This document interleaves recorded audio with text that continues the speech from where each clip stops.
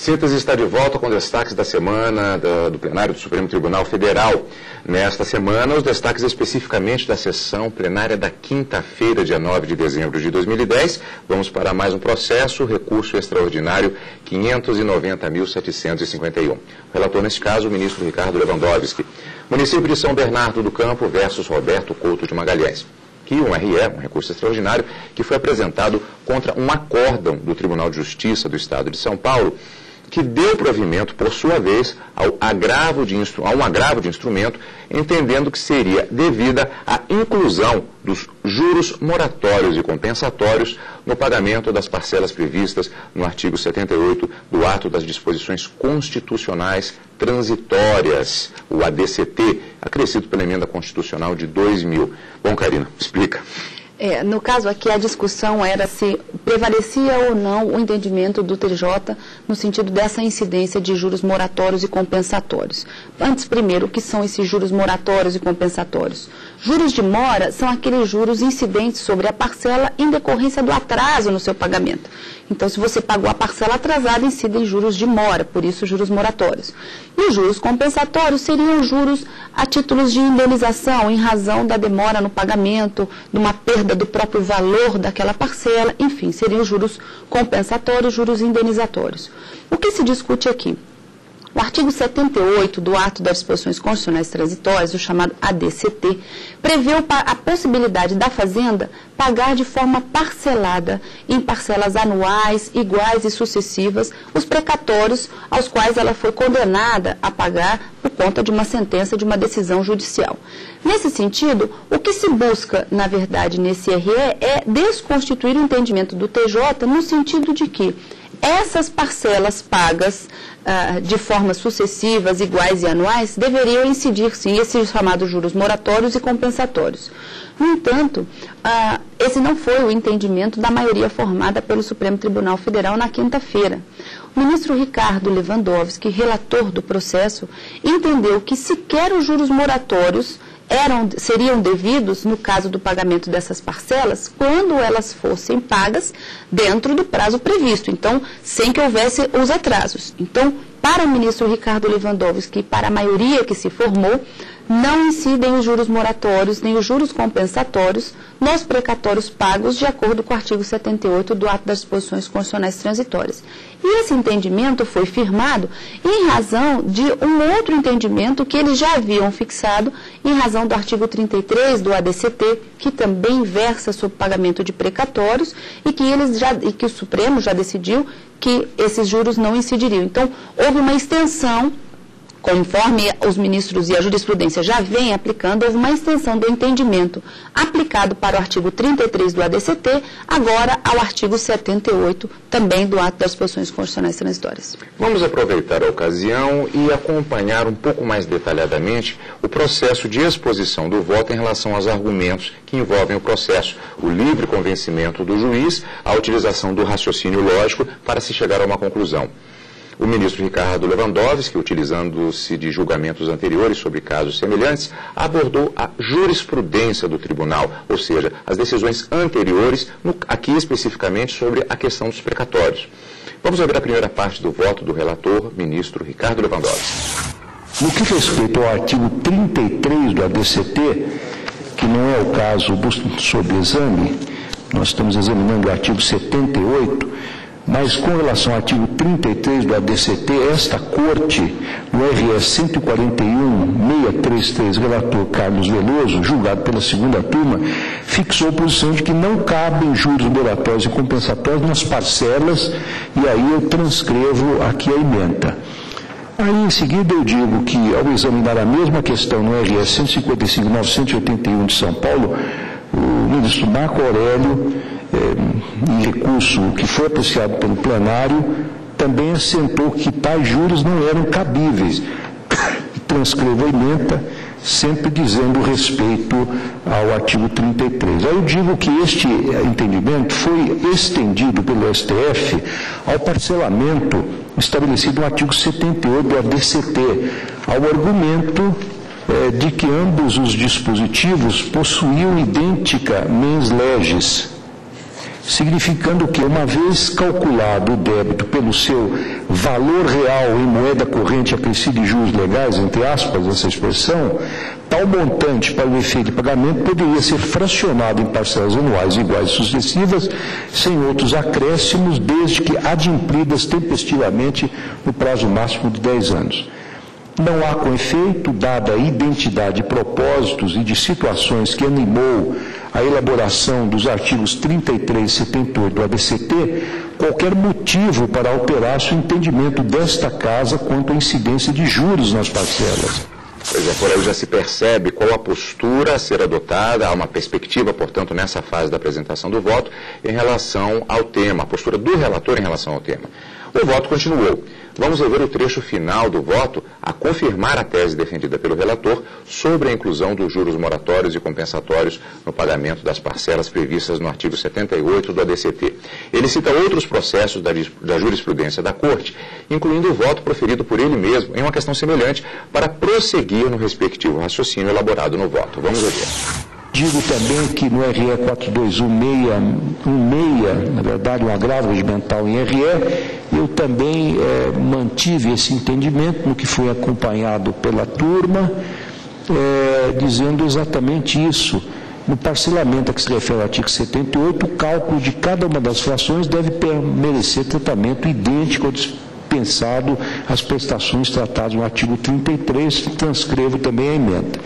No que concerne eventual ofensa ao princípio da justa indenização, previsto no artigo 5º, inciso 24 da Constituição Federal, observo que essa questão foi decidida pelo acórdão recorrido com base em legislação infraconstitucional e com fundamento na apreciação de fatos e provas, sendo que eventual afronta à Constituição, nesse caso ocorrente, somente se daria de forma indireta a trair destarte a súmula 279 do STF. Aí cito o ministro Joaquim Barbosa nesta linha, e digo então que essa matéria da justa indenização não pode ser examinada em sede de recurso extraordinário. Cito vários precedentes, ministro Gilmar Mendes, ministro Pertence, ministro César Peluz, ministro Eros Grau. Anota ademais que o STF tem se orientado no sentido de que a discussão em torno dos limites objetivos da coisa julgada, por envolver matéria de legislação ordinária, não dá ensejo à abertura da via extraordinária. Também cito inúmeros precedentes. Registro, por fim, que o parcelamento de precatório apurado segundo o valor real do débito, acrescido de juros legais, apenas protrai o seu pagamento no tempo, sem que o patrimônio do credor fazendário se veja afetado em sua essência, desde que as prestações sejam saldadas no prazo avançado e corrigidas monetariamente. Colocados os argumentos de convencimento do magistrado, a jurisprudência que consolidaria este entendimento, vamos para o final propriamente dito, ou seja, o fechamento deste raciocínio. Nós vimos agora a finalização dos pontos básicos colocados pelo ministro e aí a conclusão final do voto do ministro Ricardo Lewandowski, que vamos ouvir agora. Isso posto pelo meu voto, conheço em parte do recurso, porque não estou conhecendo o recurso no que diz respeito à justa indenização.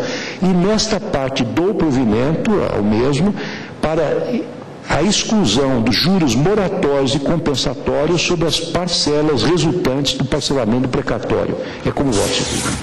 Karina, vamos lá resumir, portanto, o voto, vamos fazer uma síntese do voto do ministro Ricardo Lewandowski. Procedente o recurso extraordinário do município, que buscava, então, que não incidissem os juros moratórios e compensatórios sobre as parcelas do precatório. Esse foi o entendimento do ministro Ricardo Lewandowski. Não obstante, mais à frente, um pouco, na hora dos debates, o ministro coloca, claro, que se houver um atraso em alguma das parcelas, os juros moratórios eles são devidos, mas não havendo essa circunstância, as parcelas desses precatórios pagos nos termos do artigo 78 do ADCT não incidem juros moratórios em decorrência de atraso e nem juros compensatórios automaticamente. Essa é a ideia do voto do ministro Ricardo Lewandowski. Como a Karina adiantou, houve debates em relação a esse tema. É o princípio do colegiado.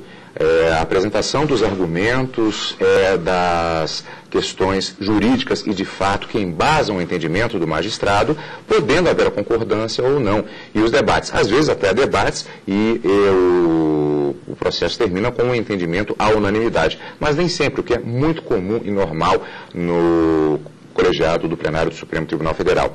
Esta tese defendida pelo relator, ela não foi unanimemente acompanhada pelo plenário, já adiantando um pouco o resultado. Nós vamos ver trecho da divergência que foi aberta pelo ministro Marco Aurélio, que viu a questão com tintas fortes. Pobres credores, quando são do Estado. Tenho ressaltado que o particular, uma vez tendo contra si título executivo judicial, está compelido a satisfazer o débito em 24 horas, sob pena de ter os bens penhorados para satisfação desse débito e levados à praça. O Estado em si, ele conta não com 24 horas, o prazo não é assinado em horas, conta com 18 meses para a liquidação do débito. E o que nós temos visto, eu já disse isso no plenário, vou repetir, que adota ele a visão leiga segundo a qual devo, não nego, pagarei quando puder, e projeta para as calendas gregas a satisfação do título judicial, com desgaste. Para quem? Para o Executivo? Para o Legislativo? Não, para o Judiciário. Em 1988, presidente, tivemos a primeira moratória. E se imaginou àquela altura que essa moratória serviria para colocar um ponto final a essa esdrúxula situação de não liquidação de débito previsto em título judicial por aquele do qual nós esperamos uma postura exemplar, que sirva de norte ao cidadão comum. Prosseguindo no raciocínio e aplicando ao caso específico, o ministro Marco Aurélio concluiu para divergir do voto do relator. Vamos ver.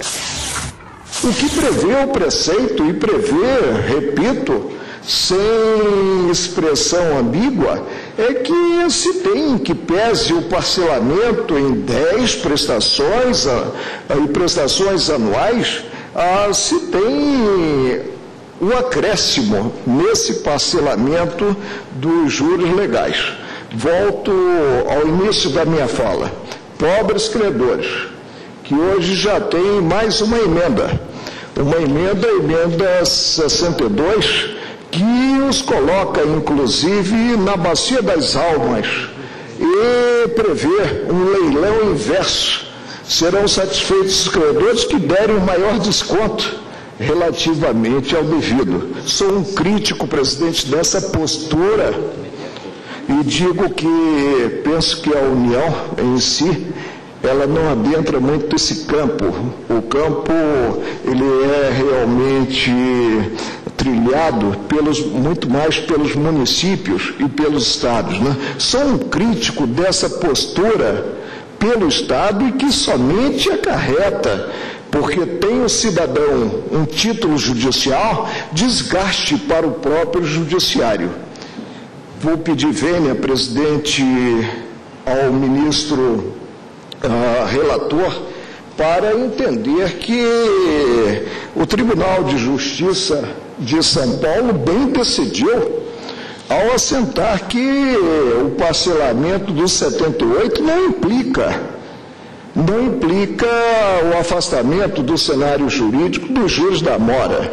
O parcelamento do 78 apenas desdobra a satisfação do título em 10 prestações, mas sem afastar, repito, a mora do devedor. Peço vênia para desprover o recurso e ressaltando que o Estado não está compelido a adotar a forma do 78. Ele é senhor da adoção, não depende da concordância do credor, mas a partir do momento em que já se valha desse benefício de pagar em 10 prestações, não pode pretender a exclusão dos juros da mora. Desprovejo o recurso.